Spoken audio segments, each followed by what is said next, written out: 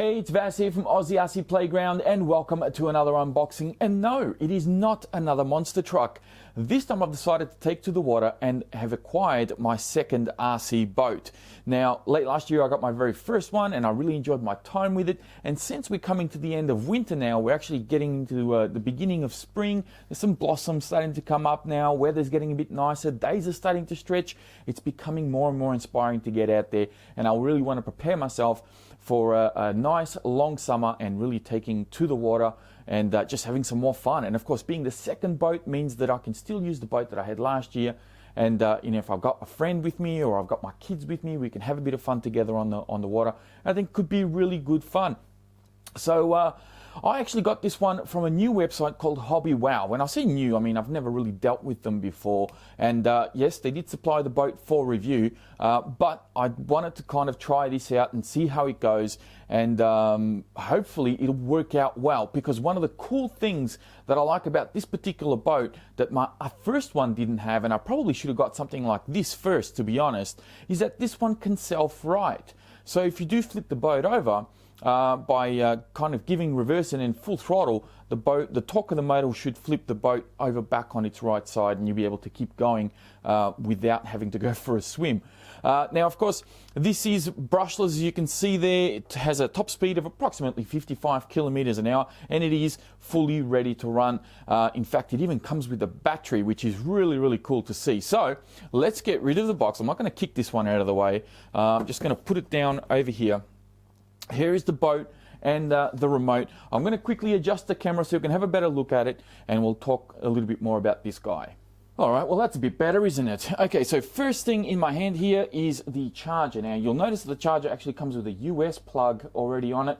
If you pull it out, it's got a European plug, which is a bit of a shame because obviously I don't use either of these. It would be nice if they supplied me with an Australian plug, but they didn't. The charger itself, you get your little cable here, kind of plugs into there, and it has a little 4S balance port, because this boat actually runs on 4S, and it does come with the battery included, as I said. So we'll pop this guy aside. Moving on to the little spare parts baggie, we've got 3 spare propellers. We have a little spanner here, an Allen key, and a couple of little grub screws just there, in case, of course, you lose any of them on the boat. The instruction manual, pretty plain Jane, just takes you through the basic steps of how to open the hatch and set up the boat accordingly. It does fold up like this, so pretty simple manual, but from what I can see, it has all the necessary information for you to be able to kind of set up the boat and get it ready to go.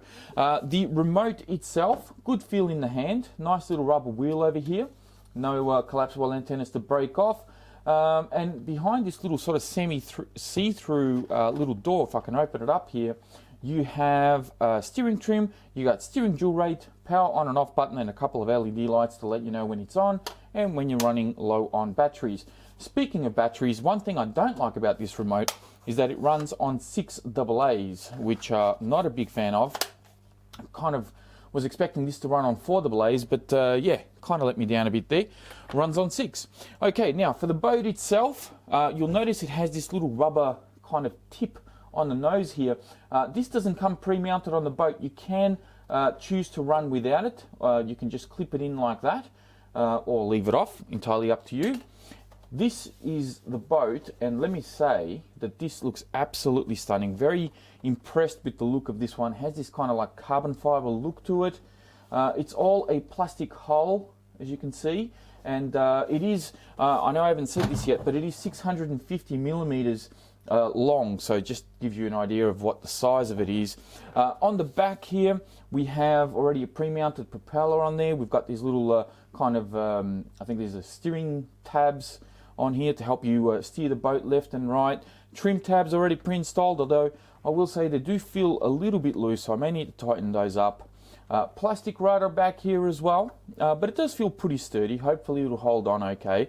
Water pickup right behind here, and it has this nice braided kind of tube that goes all the way into the hull of the boat. Now, to access the inside of the boat, you've got this little kind of locking mechanism here. You can go either left or right, it doesn't really matter. And then this has a very snug fit, or at least mine did. You kind of have to pull this up gently, and it has a little bit of a ton and groove kind of scenario going on there. And then of course you can see there's another little hatch. Now this is all rubber sealed, and it's got 4 locks to kind of give you a bit of an even seal on the boat. You open these little guys up just like so. They open up fairly easily, but when you lock them in, you can actually feel it locking into place. It feels like it's a really nice snug fit.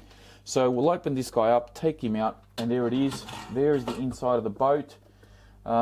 You'll see the ESC tucked away towards the front here. Very good kind of wire management going through as well, which I'm very pleased to see. I was trying to get a KV rating on the motor. Not 100% sure what the KV rating is on this guy. It's not a huge motor, but from what I've seen, you know, the boat does get around pretty well, especially on a 4S pack. Speaking of which, this is a 2200 4S 30C. I'll see if I can get it out of here. It's a very nice snug fit in there too. That's the battery that's included. And I guess for me specifically, it's actually a really cool thing because I've actually got 4S batteries that I use on some of my planes, and it will actually fit in here as well. So automatically I've got some spare batteries for this guy. You can see it does run on Dean's connectors. There's your kind of steel shaft that goes all the way through, and this doesn't have any sort of curvature to it, which is very nice. The previous boat that I had a little bit of a curve with a bit of a flexy kind of shaft that went all the way to the end. This one's pretty much straight on. As far as I can tell, I can't really see too much of a curvature on it. It does use a little mini servo. It's not your standard size steering servo. And then of course you've got little arms here that go all the way to the right of back here. So very nice, neat little setup. You can see the water pickup. The tubing is actually quite thick as well. And in this case, rather than going around the motor, it's actually going to the motor mount. So keeping the motor mount nice and cool. Because of course it's not a huge motor, so it may be possible to upgrade this at a later stage. I'll fiddle around with it, we'll see how we go, but I think for the time being and for what it is, I'm hoping that this will actually work quite well, and yeah, just allow me to have some fun with it once the weather starts to get even a little bit nicer than what it is right now.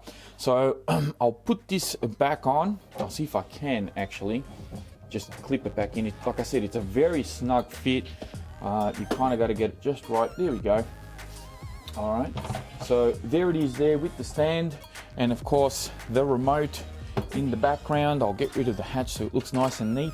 And there it is, my unboxing of the FT011 ready to run powerboat. Very much looking forward to running this guy. I'm hoping that I'll get some nice weather soon and give you guys some running footage. And as I said, don't forget to check out the video description. I'll have a link in there to the HobbyWOW website where I got this guy from, and you can check out the pricings and any special offers that they may have. That's it for this unboxing, guys. Thank you all very much for watching, and I will speak to you next time.